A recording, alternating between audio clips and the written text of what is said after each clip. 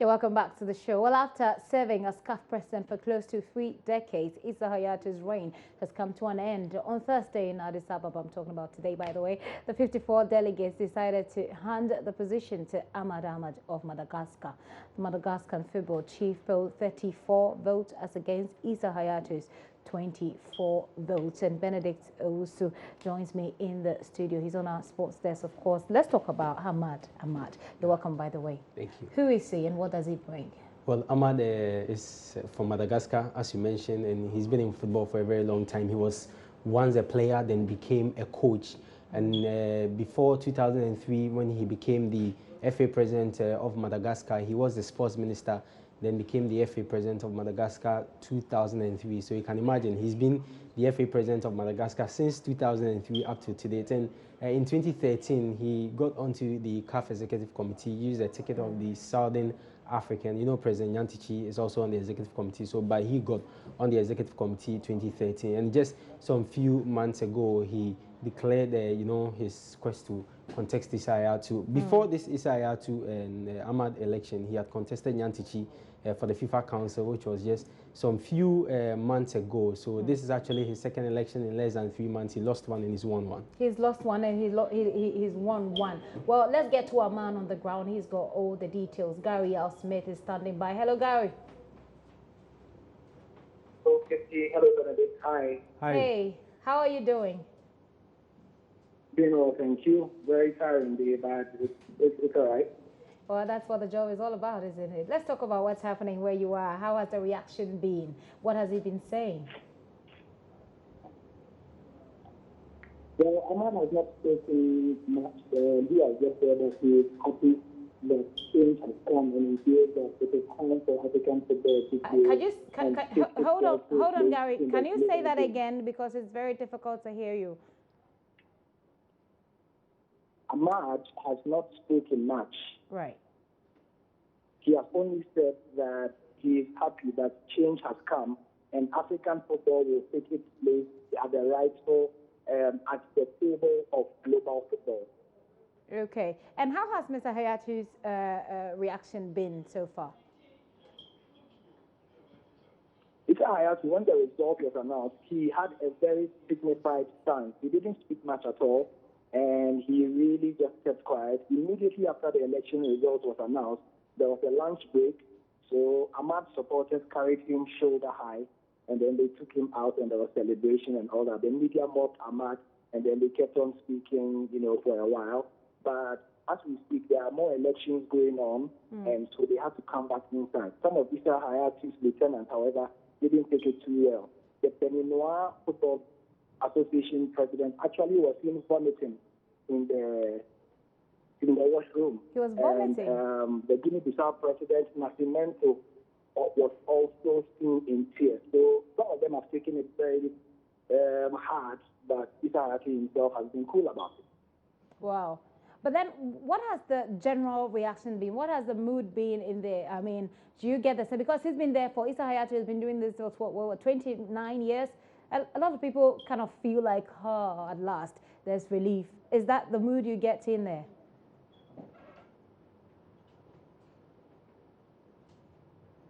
Well, the general reaction, I mean, Ahmad has 34 votes, Issa Hayatou has 20 votes. So it's not surprising that the mood has been contrasting. I mean, those who are happy, those who are not happy are not happy. But people really feel that this is the time for change and that Issa Hayatou has done enough and it's time to move on. So what next?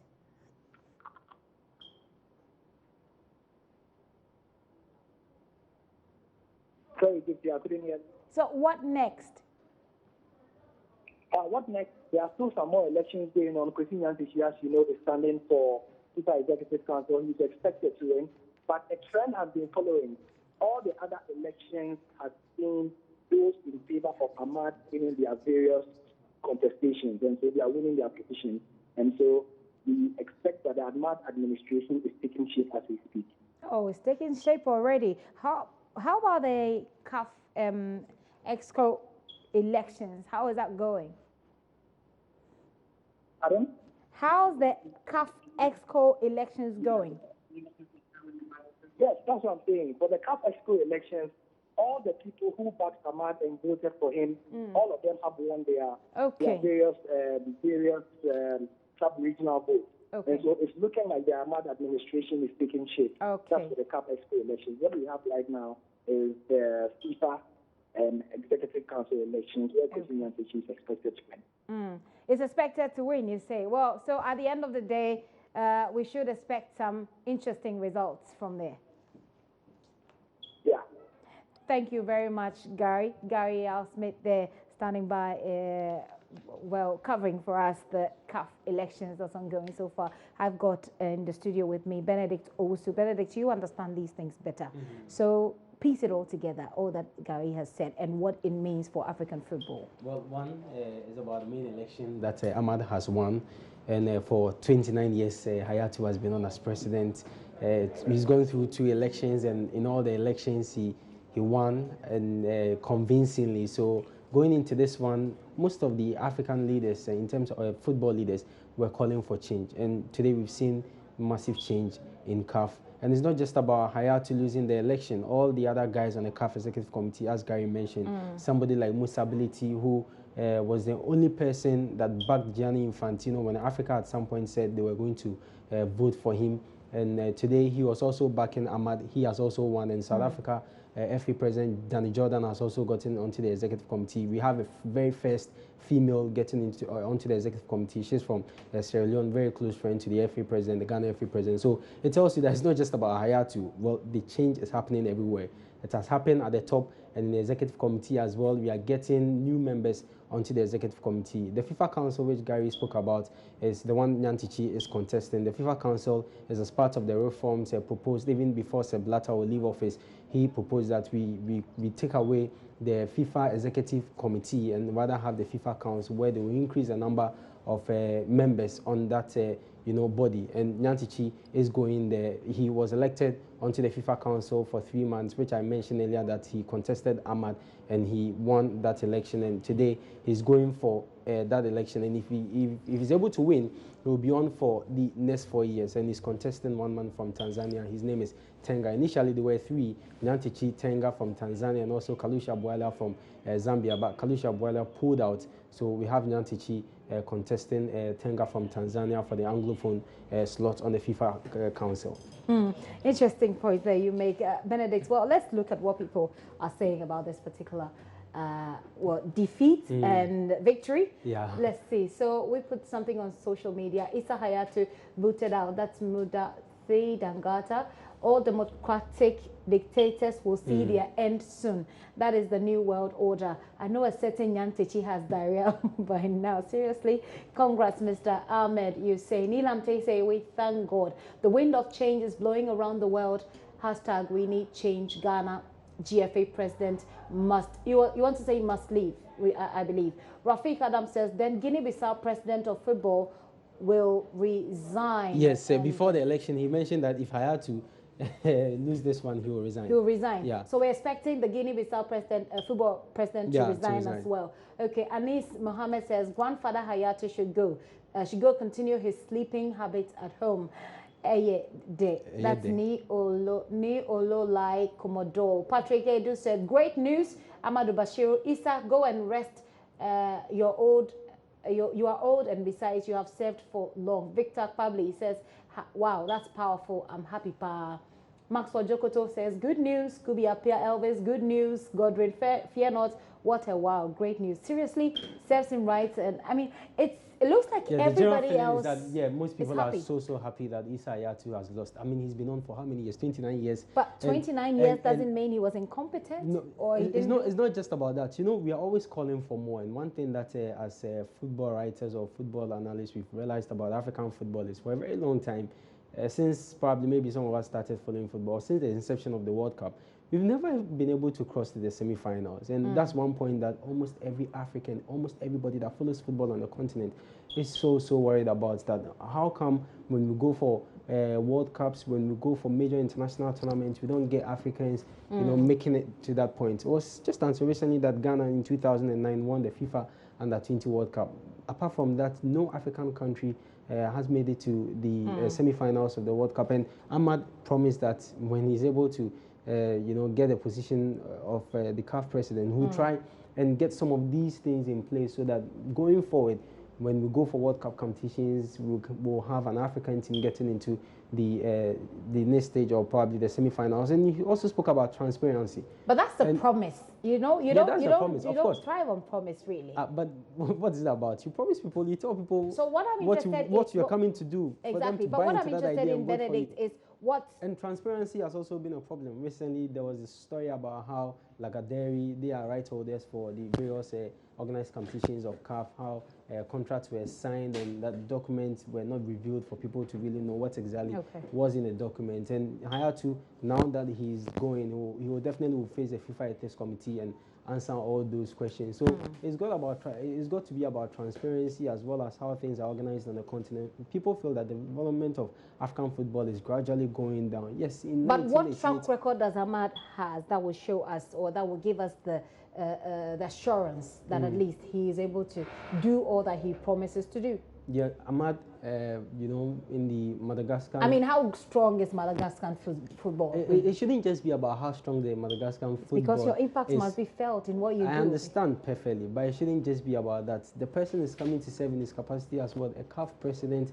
His contribution on the CAF Executive Committee is something that those that voted for him, because I do not vote, the 54 delegates that voted, the 30 which he had, obviously they know his contribution to African football and they know what he can bring on board. So that's why maybe they gave him that nod to be CAF president. But in terms of football development on the continent, I can tell you that he's done a lot.